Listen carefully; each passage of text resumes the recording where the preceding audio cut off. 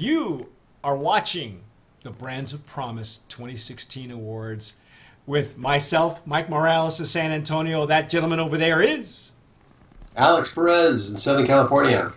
Yeah, We are Alex. back. We are back. Tequila Aficionado Media will not let you down, ladies and gentlemen. Our next category in the Brands of Promise, this tequila, Alex, was so distinctive and so different.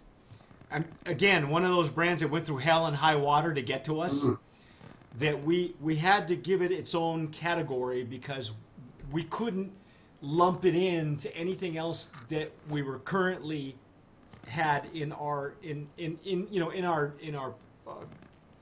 queue. in the stable of tequilas that we had this year. So we developed a Blanco Rustico category. And I'll tell you why we did that in a second. But the winner, the gold medal winner, this favorite right here. This bad boy. Alicantes. Learn to say the word. Learn to spell it. Watch for this snake. You are going to see it in a big, big way here in the U.S. coming very, very shortly. Nice. Alex asked me off camera, what some of the reasons why we had given it a separate category. And if you read the neck tag, everything you need to know about this tequila is on the neck tag.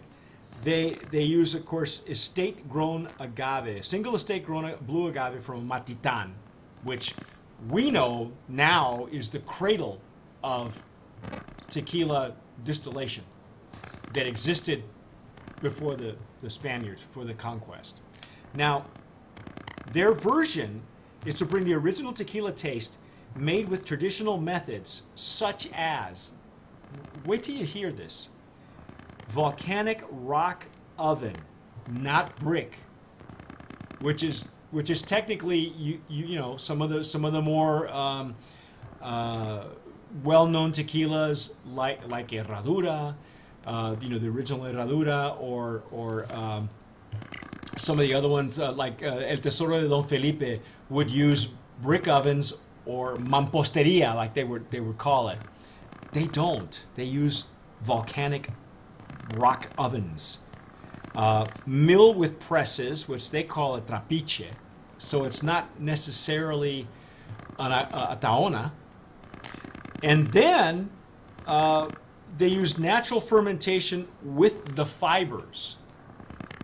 So the flavor profile of this tequila is very akin to some of the other, maybe some of the mezcals, some of the really small batch craft distilled tequilas that you may have had. I believe even David Suro has one now that Siembra Valles, and he calls it an ancestral tequila. This is such a more natural, different flavor profile. It's a real old school throwback tequila that we gave it its own category. Gold medal goes to Alicantes. Awesome. Congratulations. What did you say that the label reminds you of? The label reminded me just the look of it of chamucos. Old chamucos, huh? Yeah, the old chamucos. Yeah. Obviously, it was a taller bottle. Right. Yeah. But yeah. I love the twine. It's got it looks hand blown because it's got bubbles in the glass. Yeah. So it is cast probably because I do see a seam, but it still has the bubbles in it. It's very, very small batch, handmade. This is really the definition of a small batch tequila, and we fell all over ourselves with it. That it was so different that we really couldn't lump it into all the other Blancos, and so congratulations to Alicantes. Awesome. Now, Alex, I understand that they're probably coming out with a Repo and an Añejo here shortly. So when they should be amazing. When they do, hopefully they remember us here at Tequila Aficionado, and they, make those available to us, because the flavor on this Blanco will knock your socks off.